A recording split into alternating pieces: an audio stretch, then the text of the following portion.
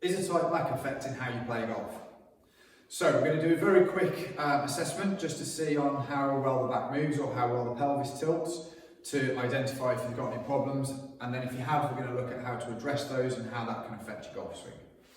So if you've got a mirror, if you turn side onto the mirror, if you go in a 5-iron posture, so as if you've got a 5-iron in your hands, and then pop the hands across the shoulders. So then from here, what we're going to try and do is we're going to try and tilt the pelvis forwards, which will then create an arch in the lower back that way, and then you're going to try and tilt the pelvis backwards, which will create an arch the opposite way. So you should be able to tilt that freely to arch the back both ways without any shaking.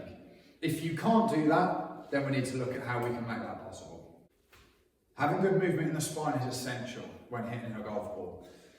What I'm going to show you is how the back works in terms of swinging a club, and how this can be affected if your back is stiff. So ideally what we want in setup is we want the back to be in relatively neutral posture, so we don't want an S spine there and we don't want a C spine with the upper back bending too much. So we want that nice neutral posture here.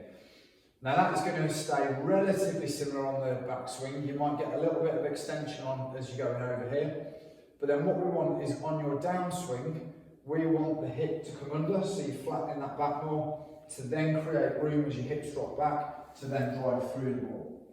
If you don't get that, and if you stay in that S posture, what can happen then is, one of the major things is early extension of the hips, which we don't want. 70% of amateur golfers early extend through the hips, whereas over 95% of pro golfers do not early extend. This just shows you the difference in what it can be on that early extension. So we're going to go through a couple of very easy exercises, quick exercises to do, just to try and help with that back mobility.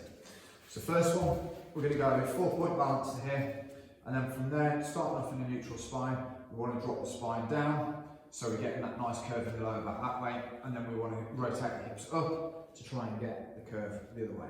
So ideally, as you drop the hips down, we're lifting the head up. As you're pushing the back up, you're bringing the head down.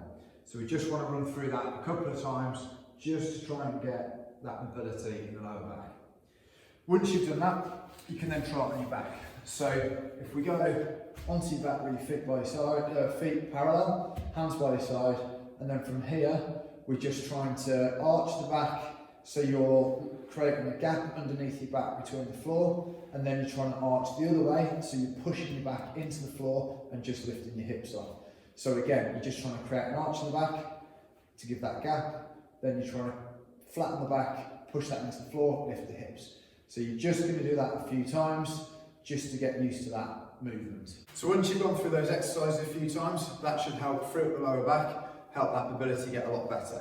So to retest, what we'll do is go back into our 5-iron posture, hands across the shoulders, and then from there, you're just going to try and dip, and then you're going to try and rotate up. So dip, rotate up. And you should now find this a lot easier. If it isn't quite there yet, just continue doing the exercises another few times through, and if it still isn't there, try that over a number of days and see if that helps to improve. If it doesn't, there might be other issues going on, like tight hip flexors, tight hamstrings, which we'll look at in another feature.